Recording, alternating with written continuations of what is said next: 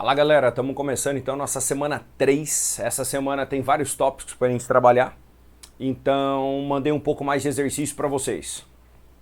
São os tópicos de gravitação, hidrostática e parte inicial ali da ótica, tranquilo? Então são vários vídeos aí para vocês assistirem, mais uma listinha de exercício, na verdade são 2 listas essa semana. A gente começa então primeiro com astronomia e leis de Kepler, que é o tópico então desse primeiro vídeo. Então é assim, ó, antes da gente chegar nas leis de Kepler, vamos só entender um pouquinho. A gente tem Ptolomeu. Ptolomeu é século II depois de Cristo. O Ptolomeu, ele baseava o modelo dele no sistema geocêntrico, com a Terra no centro do universo. Ele baseou o modelo dele nas ideias do Aristóteles. E isso então se tornou verdade durante muito tempo. Tá? Muito tempo mesmo, ao ponto de eu falar para você que o Kepler e o Galileu estudaram com um material do Ptolomeu, por exemplo. Então a gente está falando de uma diferença de 1.300, 1.400 anos. Tá? Então o Ptolomeu foi muito influente, mas a ideia dele estava errada. Ele colocava a Terra no centro do universo. Era muito difícil questionar isso daí. Aí você fala, eles tinham medo da Inquisição. Na verdade, não é que tinham medo, na verdade é que eles não tinham prova do contrário. Você podia achar que a Terra girava em torno do Sol, mas como que você vai provar isso? Entendeu? Então é difícil provar. Quem colocou aí, vamos colocar da seguinte maneira, quem peitou isso daí, sem ter uma prova, foi o Copérnico. O Copérnico, ele colocou o sistema heliocêntrico sem ter medidas muito precisas, observações com telescópios e tudo mais. Ele acreditou que um sistema era heliocêntrico pela simplicidade do sistema. Sacou? Pela simplicidade. Só que daí o Copérnico foi precursor dos caras, né? Dos outros caras, do Galileu, do Kepler. Tanto é que o Galileu, o Kepler, o Newton, o Flamsteed, uma porrada de astrônomos que vieram depois, se basearam na ideia do Copérnico. Então o Copérnico ali pelos anos 1500 foi o cara que peitou e escreveu sobre o sistema heliocêntrico. Na sequência, o Galileu fez observações provando o sistema heliocêntrico, observações como a luneta, a famosa luneta de Galileu. Então ele observou manchas solares, crateras na Lua, fases em Vênus, luas em Júpiter, anéis em Saturno. Ele observou muita coisa, o Galileu. Galileu é contemporâneo do Kepler. O Kepler trabalhava com um cara chamado Tycho Brahe. Tycho Brahe era um puta de um astrônomo, tinha um observatório astronômico fenomenal, era o maior observatório astronômico na era pré-luneta, então não tinha luneta. Mas ele passou vários anos da vida dele observando e catalogando posições dos planetas, que foi fundamental para o Kepler chegar nas tão famosas leis de Kepler. Então, de maneira resumida, a gente acreditou aí no modelo geocêntrico até na época do Copérnico. Chegou na época do Copérnico, começou então a dar uma briga, cientistas defendendo, cientistas criticando o Copérnico. Começaram a aparecer provas do sistema heliocêntrico, até que um determinado ponto não tinha mais como você ficar questionando sistema heliocêntrico e geocêntrico. Quer dizer, né? Tem os caras que questionam até hoje. Tem os caras que falam que a Terra é plana até hoje. Mas esses daí desencana, os caras são meio alteradão, né, meu? Então desencana desses caras. O cara falar que a Terra é plana, isso é discussão, bicho, de 1400, antes disso até. Loucura, loucura. Aí, cara, o que dizem então as famosas leis de Kepler?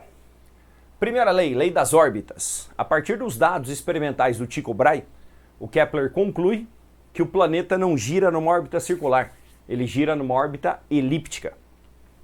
E o Sol ocupa um dos focos da elipse.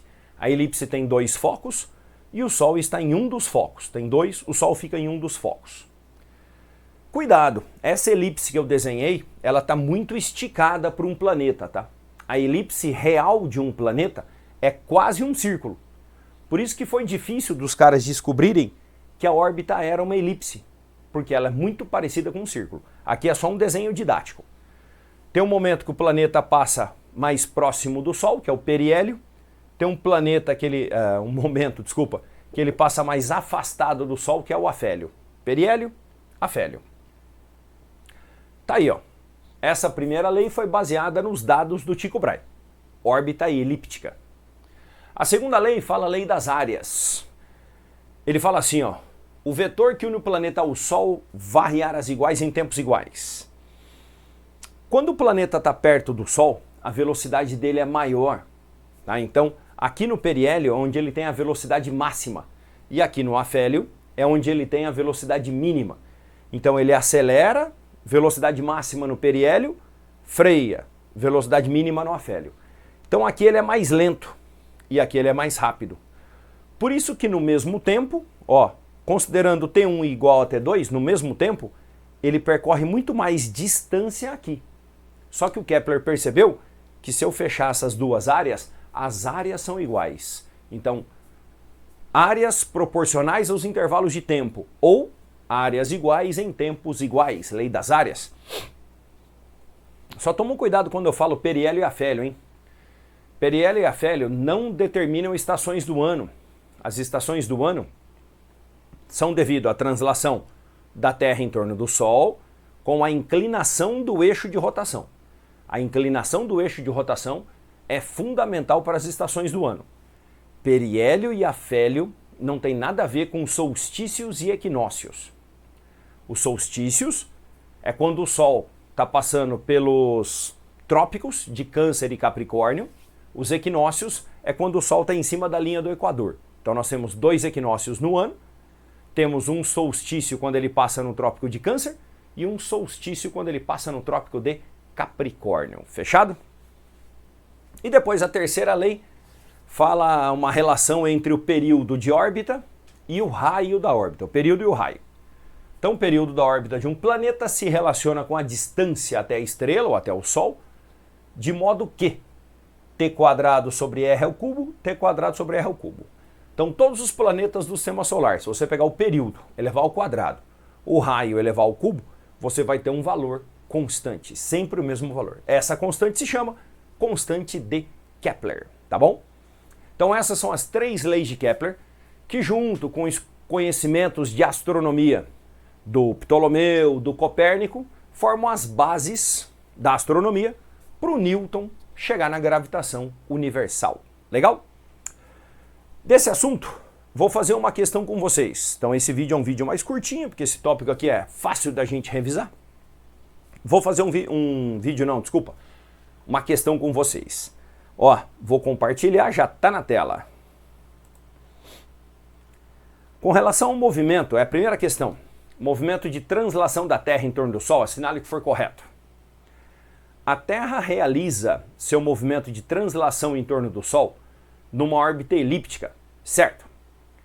E o Sol é posicionado no centro da elipse. Ah, José, aí não, né?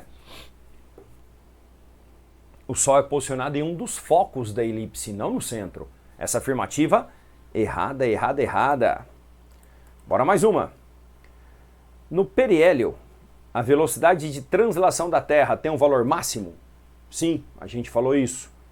Verdade, verdade. Pode anotar essa, soma essa. 4. No solstício, a duração do dia, período claro, é a mesma que a duração da noite, período escuro? Não, isso não é solstício, isso é equinócio. No equinócio, o período claro tem a mesma duração do período escuro.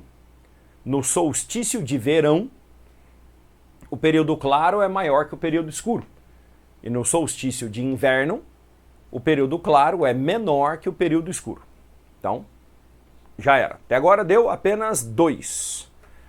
8. A intensidade da força gravitacional que o Sol exerce sobre a Terra é maior no periélio? No periélio, o planeta está mais perto da estrela. Quanto mais perto você tiver de outra massa, maior é a atração gravitacional. Então está correto, verdade. 2 e 8. 16. As estações do ano ocorrem direta e unicamente do movimento de translação da Terra em torno do Sol? Ah, esse unicamente quebrou as pernas, hein, cara?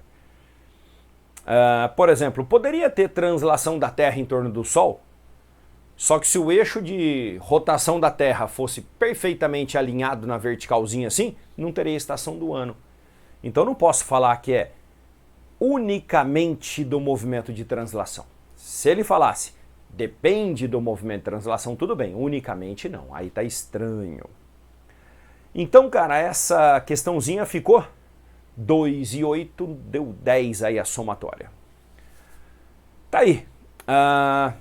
Esse tipo de questão de Kepler aparece aí em conhecimentos gerais, provas de conhecimentos gerais é bem mais comum.